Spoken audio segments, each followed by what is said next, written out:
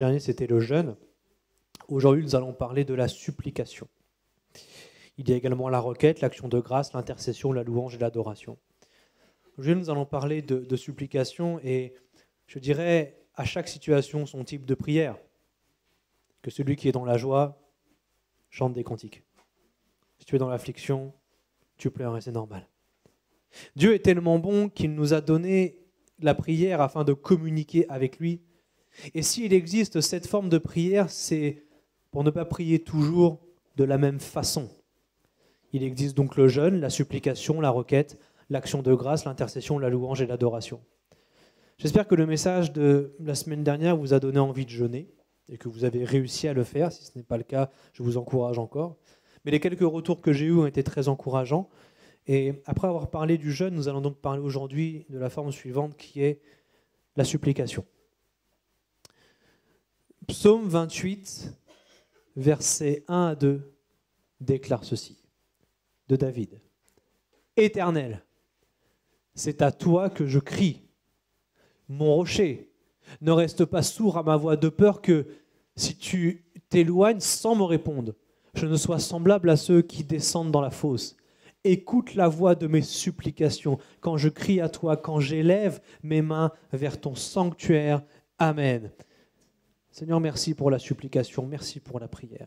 Je te prie, Seigneur, afin que nous comprenions davantage, que nous comprenions peut-être à nouveau ce que tu entends par le fait de te supplier, mon Dieu, de cette forme de prière, afin, Seigneur, que nous puissions nous en servir lorsque nous en avons besoin et pour que, Seigneur, tu puisses nous répondre parce que nous voulons prier en étant d'accord avec ta parole, Seigneur. Amen. Qu'est-ce qu'une supplication ? Nous allons voir je vous propose deux définitions parce que ce mot apparaît à la fois dans l'Ancien et dans le Nouveau Testament, donc à la fois dans l'hébreu et dans le grec. Le premier passage que je vous invite à prendre avec moi, c'est 1 Roi chapitre 8, s'il vous plaît. 1 Roi chapitre 8, versets 28 et 30. « Toutefois, Éternel mon Dieu, sois attentif à la prière de ton serviteur et à sa supplication. Écoute le cri et la prière que t'adresse aujourd'hui ton serviteur. Que tes yeux soient nuit et jour ouverts sur cette maison, sur le lieu dont tu as dit, là sera mon nom. Écoute la prière que ton serviteur fait en ce lieu. » On peut appliquer ça très facilement à l'Église. « Daigne exaucer la supplication de ton serviteur et de ton peuple d'Israël ou de l'Église lorsqu'ils prieront en ce lieu. Exauce du lieu de ta demeure des cieux, exauce et pardonne. Amen. » Exauce des cieux. Exauce des cieux. La supplication, c'est donc une forme de prière, comme c'est dit au verset 28, et comme toute prière, notre désir est bien sûr que Dieu écoute, n'est-ce pas ? Voici qu'il répond. Lorsque Dieu répond à ta supplication, il le fait depuis le ciel. Cela signifie que lorsque nous prions selon cette forme de prière, selon la supplication, nous reconnaissons qu'il n'existe aucune solution terrestre. Il n'existe aucune solution humaine à notre problème et c'est là que la supplication trouve son sens parce que la supplication consiste à demander une solution surnaturelle à Dieu. Une solution qui descend directement des cieux, car lorsque Dieu exauce, il exauce du ciel. Merci Seigneur. Ensuite, il nous est parlé au verset 30 de pardon. La supplication est une forme de prière qui consiste à demander pardon à Dieu et qui est adéquate lorsque nous sommes en situation de péché afin de demander pardon à Dieu. Lorsque tu es dans la situation de péché, la supplication, c'est la forme de prière la plus pertinente pour demander pardon à Dieu. Il est bon de demander pardon à Dieu lorsque nous avons péché, mais il serait encore mieux de supplier Dieu de nous pardonner. Supplie Dieu de te pardonner. Quand tu comprends que le salaire du péché, c'est la mort, tu ne te contentes pas de demander pardon. Seigneur, j'ai péché, je demande pardon. Si tu pries comme ça veut dire que tu n'as pas conscience que le salaire du péché, c'est la mort. Mais si tu prends conscience que ton péché peut te conduire à la mort, je peux t'assurer que tu cries à Dieu. Et tu le supplies de te pardonner parce que tu n'as juste pas envie de mourir. Cette conviction du fait que le salaire du péché, c'est la mort, oui, cette conviction est faite pour te sauver la vie. Parce que quand tu pèches et que ta supplication est entendue de Dieu lorsqu'il t'exauce des cieux, tu ne vois pas la mort. Parce que Dieu t'a pardonné. Mon frère, ma sœur, si tu es en situation de péché, supplie Dieu. Supplie Dieu de te pardonner, supplie Dieu de te faire grâce comme nous allons le voir. Alors, quel est le sens du mot hébreu de la supplication ? Le mot hébreu pour supplication, c'était rina, qui signifie miséricorde, grâce, faveur, et supplier pour une faveur. La supplication consiste à demander à Dieu miséricorde. Qu'est-ce que la miséricorde? La miséricorde, c'est ne pas recevoir ce que tu mérites. La grâce, c'est recevoir ce que tu ne mérites pas. La miséricorde, c'est ne pas recevoir ce que tu mérites. Tu mérites la mort. Je mérite la mort pour mon péché. Mais grâce soit rendue à Dieu, Jésus m'a fait miséricorde. C'est pour ça que je n'obtiens pas la mort pour mes péchés, mais j'obtiens la vie parce que Dieu m'a fait miséricorde à la croix. Je ne reçois pas la mort pour mon péché parce que j'ai supplié Dieu de me pardonner. Ensuite, il est question de grâce dans ce mot terina, qui signifie recevoir ce que je ne mérite pas. Lorsque tu supplies Dieu, tu reçois le pardon de Dieu, mais tu ne mérites pas son pardon. Parce que le pardon de Dieu, tu le reçois sans avoir fait de bonnes choses. Ce n'est pas les bonnes choses que tu as faites qui te font mériter le pardon de Dieu. Le pardon, Dieu te l'accorde lorsque tu lui supplies, lorsque tu le supplies de te l'accorder. Et quand Dieu te pardonne, ça veut dire qu'il t'a fait grâce. Parce que tu as reçu quelque chose que tu ne méritais pas, son pardon, merci Seigneur. Dans le mot terina, il est question de faveur. Le mot faveur m'a fait penser au fait que Jésus était le roi des rois. Et quand tu es en présence du roi, lorsque tu demandes quelque chose au roi, ce qu'il t'accorde est une faveur parce que c'est l'autorité suprême. Lorsque Dieu te fait une faveur, il te fait un cadeau. Et lorsque Dieu te fait un cadeau, il te fait un don. D'après Jacques chapitre 1, verset 16, il est dit « Toute grâce excellente et tout don parfait descendent d'en haut. Dieu exauce des cieux, du Père des Lumières, chez lequel il n'y a ni changement, ni ombre de variation. Amen. » Quand tu as besoin de la faveur de Dieu, tu cries, tu supplies le Seigneur. Tu supplies le Seigneur pour une faveur. Dernier point, demandez avec force, mais aussi avec respect, un don du ciel et un cadeau de Dieu. Je désire recevoir une bénédiction de Dieu afin que je puisse bénir les autres autour de moi. Dieu ne t'accordera pas de bénédiction si tu es égoïste et si tu es égocentrique. Si tu dis, Seigneur, je voudrais cette bénédiction, pour moi c'est vrai, mais surtout pour bénir celles et ceux qui sont autour de moi, je pense que Dieu peut la déclencher. Voici pour le sens hébraïque du mot supplication, c'est demander la miséricorde, la grâce, la faveur et supplier Dieu pour une faveur, notamment pour le pardon, afin que Dieu ne nous donne pas la mort pour notre péché, mais qu'il nous donne la vie. Quelle est donc la définition d'après le grec? Éphésiens chapitre 6, verset 18. Faites en tout temps, par l'Esprit, toutes sortes de prières et de supplications. Veillez à cela avec une entière persévérance et priez pour tous les saints. Alléluia. Première composante de la supplication, c'est par l'Esprit. Par l'Esprit. Lorsque nous prions, nous devons le faire avec l'aide de l'Esprit Saint. Nous en avons déjà parlé, mais chaque forme de prière, les 7 formes de prière ont pour dénominateur commun l'Esprit de Dieu. C'est l'Esprit de Dieu qui t'enseigne à prier. Et pour que ta supplication soit efficace, le Saint-Esprit t'accompagne. C'est cette première condition que nous devons remplir pour que notre supplication soit entendue de Dieu. Saint-Esprit, je crie à Dieu, aide-moi, j'en peux plus. Ensuite, il est dit en persévérance, une entière persévérance. La persévérance consiste à continuer une action jusqu'à temps que quelque chose se passe. Quand j'étais jeune chrétien, j'avais, je ne sais pas si vous avez connu ça, des bracelets avec des anagrammes dessus. Je ne sais pas si vous avez eu ces bracelets un jour, mais ça disait ça. Vous vous souvenez? What would Jesus do? Il y avait ça, c'était WWJD.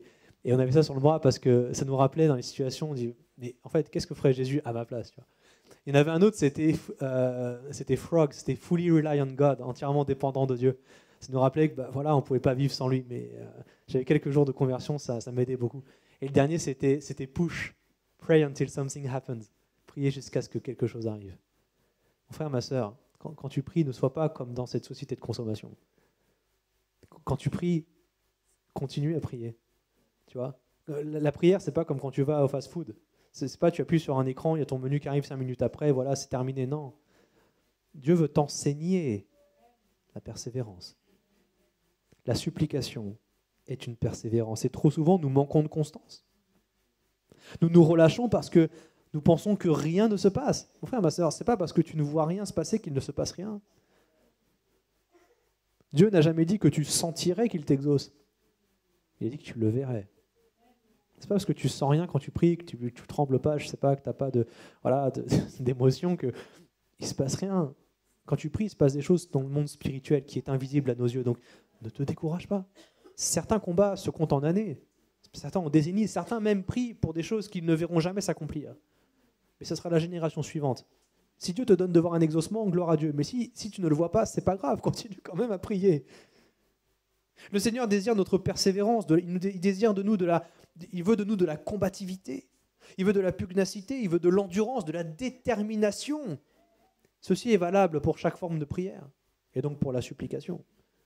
Quel est donc le sens grec du mot supplication? Le grec, c'est désis, qui signifie besoin, indigence, privation ou pénurie, rechercher et supplier.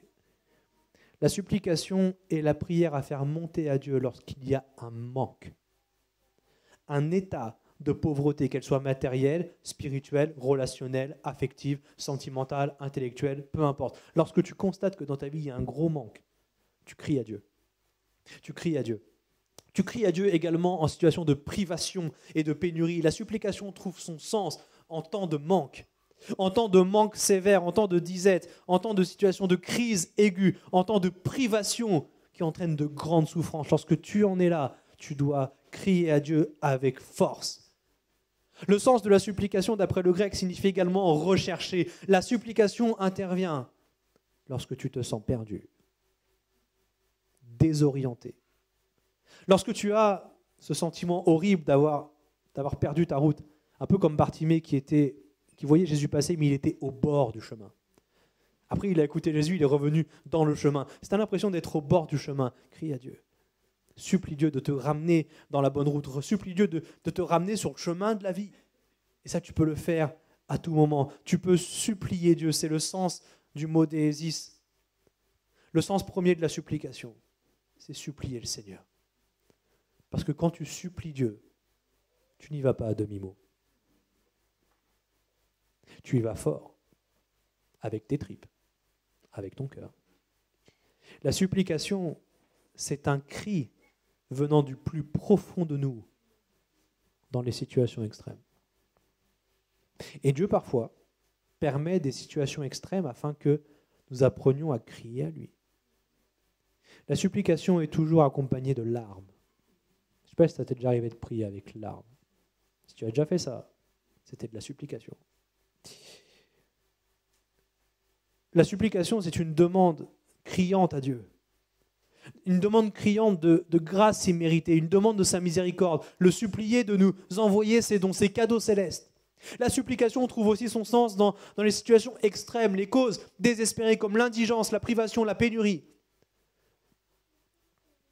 Quand j'ai écrit ce message, je me rappelais de certaines prières que j'ai fait monter à Dieu, et quand j'ai lu le sens hébraïque, ça m'a rappelé les prières que je faisais monter à Dieu lorsque je désirais avoir un enfant avec mon épouse. Enfin, rassurez-vous, on n'était pas malade, mais après 9 ans de mariage, on voulait vraiment avoir un enfant, et le temps passait, ça ne venait pas. Et à un moment donné, tu commences à prier, tu dis voilà Seigneur, je voudrais avoir un enfant, etc. D'accord.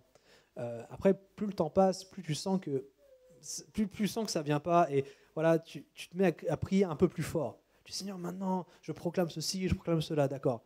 Mais là, il se passe toujours rien. Le cran au-dessus, c'est tu cries à Dieu, tu pleures. Et j'ai crié à Dieu, j'ai pleuré au Seigneur, j'ai dit Seigneur mon Dieu, je t'en supplie, accorde-moi un enfant. Aujourd'hui, ma fille a bientôt 1 an, gloire à Dieu. Frère, ma sœur, lorsque tu cries, parfois tu pries, voilà, tu fais une requête, une action de grâce, il ne se passe rien. Essaie le camp dessus, tu commences à intercéder, à proclamer, il ne se passe rien. Mince. Qu'est-ce qu'il faut faire? Il faut prier, il faut crier à Dieu. Je me rappelle aussi par rapport à mon logement, j'étais en état vraiment de disette, un état de manque, et on pouvait d'un jour à l'autre se retrouver à la rue. Et on avait quelques semaines pour trouver un appartement. Il restait plus que 2 semaines avant qu'on soit à la rue. Et je peux vous dire que quand vous avez ce spectre de la rue qui arrive, c'est très récent, ça date d'il y a 4-5 ans, qui arrive comme ça, je peux vous assurer que la prière que vous faites monter à Dieu, ce n'est pas une prière au ras des pâquerettes. Je peux vous dire, je me rappelle, on était au week-end des pasteurs stagiaires, on était dans la chambre avec Marie-Noël, on a pleuré, mais tout ce qu'on avait. On a crié du Seigneur, on n'en peut plus, on veut pas. Enfin, bon, c'était nos tripes, quoi. C'était notre cœur. Et alors qu'on avait mis 2 mois sans succès à trouver un appartement, en 48 heures, on signait. Bien aimé, parfois Dieu te permet d'aller dans des situations qui sont dramatiques pour que justement tu pleures et que tu cries à Dieu. C'est sa volonté. quand le peuple de Dieu crie, lorsqu'il prie, lorsqu'il crie, lorsqu'il pleure. Psaume 106, verset 44. Il vit leur détresse lorsqu'il entendit leurs supplications. Dieu se souvint de leur faveur, en leur faveur de son alliance. Demandez la faveur de Dieu. Dieu eut pitié selon sa grande bonté et il excita pour eux la compassion de tous ceux qui les retenaient captifs. Gloire au Seigneur. La supplication du peuple de Dieu dans l'Ancien Testament intervenait pendant les périodes de crise, les déportations notamment. L'intercession dont il est question ici fait référence à la fureur de Dieu lorsque le peuple d'Israël se prosternait devant d'autres dieux et devant des idoles. Pour les punir, Dieu a envoyé d'autres nations faire la guerre à Israël et ces nations ont été victorieuses. La ruine d'Israël fut grande, leur malheur était extrême. Alors, ils ont crié à Dieu de toute leur force et l'Éternel s'est souvenu de son alliance avec eux. Cette supplication a eu pour résultat la fin de leur déportation, la fin de leur esclavage et le début de leur restauration. Gloire à Dieu. Mon frère, ma sœur, ne te trompe pas. Si tu sers d'autres dieux, tu seras comme un déporté. Spirituellement, tu seras comme un déporté. Tu seras aux mains de l'ennemi, emprisonné, loin de la grâce de Dieu. Si tu es rebelle à l'Éternel, alors tu risques le malheur et la ruine. Et plus ton péché augmente, plus tu risques de vivre un jour de colère de la part de Dieu. Peut-être que tes mauvais choix t'ont plongé dans des situations désespérées. À cause de mauvais investissements, tu as peut-être perdu beaucoup d'argent. Tu t'es peut-être embarqué dans une relation de couple vouée à l'échec parce que ce n'est pas la personne que Dieu a prévue pour ton mariage et tu le sais et tu t'enfonces dans le péché. Peut-être es-tu dans des addictions telles que tu as perdu tout espoir de pardon et de restauration. La réponse à cela, mon frère, ma sœur, c'est la supplication. Tu cries à Dieu avec force, avec larmes. Alors, Dieu te redonnera sa faveur. Dieu aura pitié de toi selon sa grande beauté. Il te ramènera près de lui. Merci mon Dieu. Tu dois simplement le vouloir et te rendre compte de la gravité de ta situation. Rien n'est impossible à Dieu. Il peut encore te pardonner. Il peut encore te réhabiliter. Tu n'es pas disqualifié parce que simplement tu es encore vivant. Si tu étais disqualifié, Dieu t'aurait ôté la vie. Il fait ce qu'il veut. Mais parce que tu as encore le souffle de vie en toi, même si ta situation est critique, ça prouve que Dieu ne t'a pas lâché. Parce que c'est lui qui tient dans ses mains la vie et la mort. Gloire au Seigneur. Psaume 119, verset 169 déclare ceci. Que mon cri parvienne jusqu'à toi, ô Éternel. Donne-moi l'intelligence selon ta promesse. Que ma supplication arrive jusqu'à toi. Délivre-moi selon ta promesse. Alléluia. Ici, le psalmiste criait à Dieu pour qu'il lui donne de l'intelligence. Il réclamait la délivrance parce que l'intelligence délivre. L'intelligence de Dieu délivre de la folie. Et si tu as le sentiment d'agir en insensé, si tu as le sentiment de faire les mauvais choix, mon frère, ma sœur, crie à Dieu. Supplie Dieu de te donner son intelligence. Tu ne peux servir Dieu sans une intelligence renouvelée. Ça veut dire que Dieu veut te donner une compréhension spirituelle des choses. Une compréhension spirituelle de sa parole.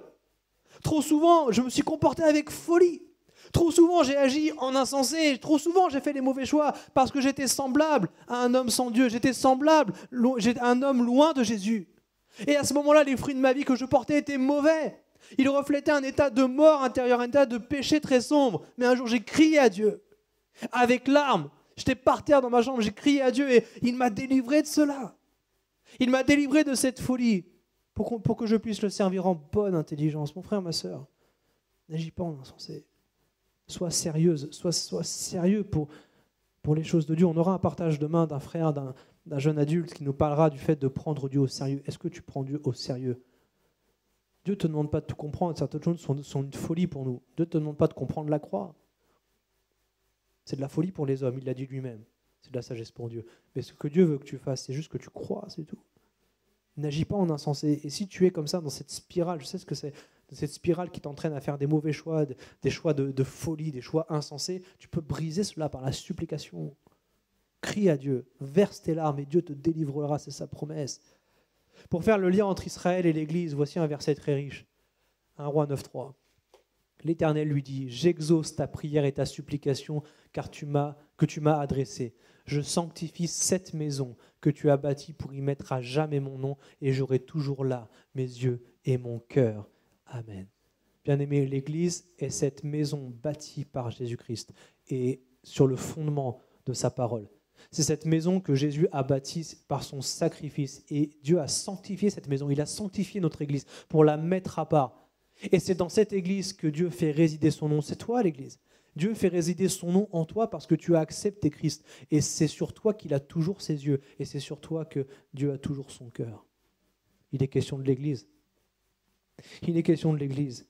Tu as été sanctifié, mis à part pour Dieu. Comme le temple de Jérusalem dont il est question dans ce verset, Dieu a toujours les yeux et le cœur dans le temple du Saint-Esprit, que tu es.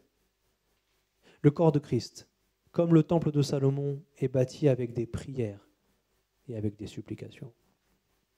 Je n'ai pas le temps pour vous dire, pour vous raconter l'histoire des 82 ans de Fondary, mais je peux vous assurer qu'il y a eu des moments extrêmement difficiles. Et si cette église est encore là aujourd'hui, c'est parce que les pasteurs, en leur temps, il y a 80 ans et plus, il y a 80 ans un peu moins, les pasteurs qui étaient là ont su crier à Dieu. Beaucoup de larmes ont été versées ici, par les serviteurs de Dieu, par les servantes, par les frères, par les sœurs, par les plus grands, par les plus vieux. Dieu a compté chacune de ces larmes, parce qu'il est notre Dieu. Et c'est grâce à lui que cette église est encore debout, parce que ici, c'est le lieu où Dieu veut faire résider son nom et son cœur. C'est pour ça que je ne m'inquiète pas du lendemain, je ne m'inquiète pas du voisinage, je ne m'inquiète pas du syndic, je ne m'inquiète pas des choses qui pourraient nous arriver, parce que c'est le temple de Dieu. Je veux dire, que peuvent nous faire les hommes, frères et sœurs? Aucune crainte, aucune crainte. Si tu es chrétienne et chrétien, tu es donc élu de Dieu. Et en tant qu'élu, tu es appelé à crier à Dieu afin que justice soit faite. Luc 18, versets 7 et 8. Et Dieu ne fera-t-il pas justice à ses élus qui crient à lui, jour et nuit? Et tardera-t-il à leur égard? Je vous le dis, il leur fera promptement justice. Alléluia. Lorsque l'Église, c'est-à-dire toi, est victime d'une injustice, la supplication est la réponse afin que Dieu te fasse justice. Et si cela t'arrive, quelle que soit cette injustice, alors crie à Dieu. Crie à Dieu, répands tes larmes, afin que Dieu te justifie. D'ailleurs, ce passage intervient à la suite de la parabole de la veuve et du juge inique. Et ce verset nous montre que nous devons prier encore une fois, sans nous relâcher. Parfois, l'injustice dure longtemps, trop longtemps. Mais lorsque nous prions et que nous intercédons, nous supplions le Seigneur, les choses se règlent. On continue, Luc 7, verset 2. Un centenier avait un serviteur auquel il était très attaché et qui se trouvait malade sur le point de mourir.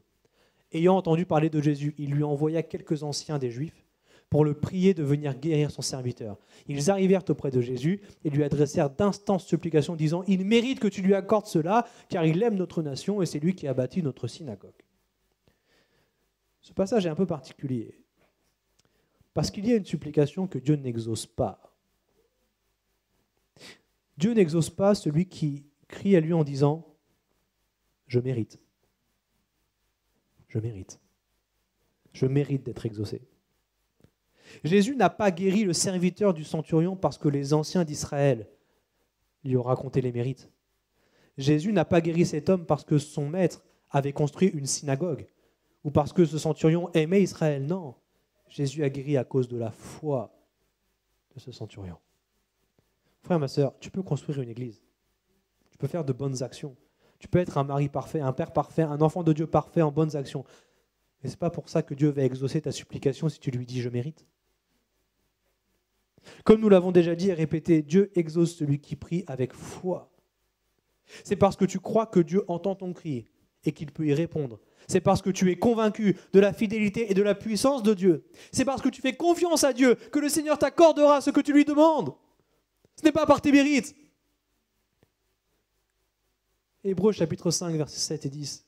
C'est le dernier passage que je vous donne ce matin. C'est lui qui, dans les jours de sa chair, ayant présenté avec de grands cris et avec larmes des prières et des supplications à celui qui pouvait le sauver de la mort et ayant été exaucé à cause de sa piété, a appris, bien qu'il fût fils, l'obéissance par les choses qu'il a souffertes, et qui, après avoir été élevé à la perfection, est devenu pour tous ceux qui lui obéissent l'auteur d'un salut éternel, Dieu l'ayant déclaré souverain sacrificateur selon l'ordre de Melchisédek. Amen. Des grands cris, des larmes et de la souffrance. C'est ici ce que Jésus a vécu, en se faisant maltraiter, en se faisant crucifier. Comme cela a été dit tout à l'heure, Jésus a tellement souffert qu'il a sué du sang. La supplication du Fils vers le Père ne pourra jamais être égalée, parce que sa souffrance est inégalable. Mais nous devons pourtant prendre exemple sur Jésus. Nous devons apprendre l'obéissance, frères et sœurs. Nous devons apprendre à crier à Dieu avec force. Nous devons apprendre à crier à Dieu avec larmes. Tu le fais lorsque tu ne supportes plus ta situation. Tant que tu tolères ce que tu vis, tu ne pourras pas crier à Dieu. Quand la saturation est là, lorsque la saturation est à son maximum, lorsque tu n'en peux plus, tu cries. Il y a peut-être un obstacle à cela, c'est un peu un héritage qu'on a reçu. L'héritage catholique et de nos cultures parfois d'origine nous ont enseigné qu'il fallait souffrir en silence. Souffre en silence. Un homme, ça ne pleure pas. Souffre en silence. Mais ce que Dieu te dit aujourd'hui, c'est le contraire. Tu dois transformer ta souffrance en cri. Et ce cri, qui vient du plus profond de ton cœur, et tes larmes, parviendront jusqu'aux oreilles du roi des rois, qui t'accordera sa faveur. Merci mon Dieu. Ne te retiens pas, mon frère, ma sœur. Alors en conclusion, je dirais ceci.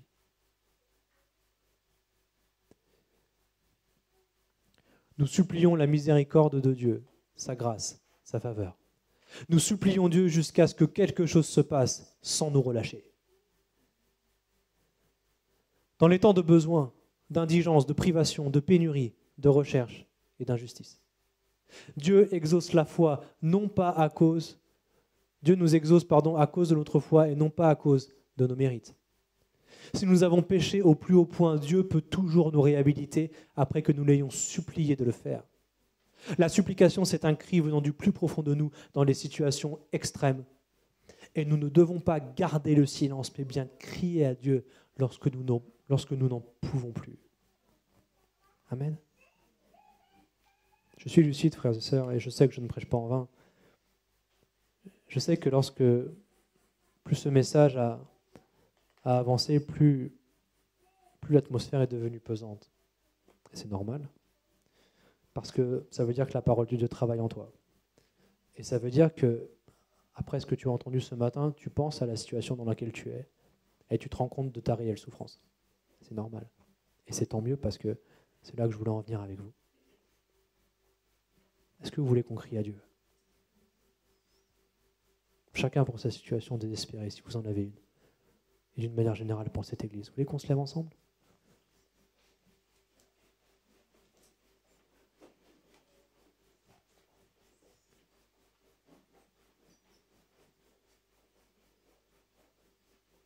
Moi, je veux crier à Dieu et pleurer pour ma femme, qui a besoin d'être guérie, qui a besoin d'être rétablie. Parce que j'en ai marre. J'en ai assez. Je veux qu'elle aille mieux. Et je veux aller plus loin dans la prière. Frère, ma sœur, si tu t'es reconnu dans ce message, dans ta situation, crie à Dieu. Crie à Dieu. Seigneur, je veux crier à toi, Seigneur. Je veux lever la voix avec mes frères.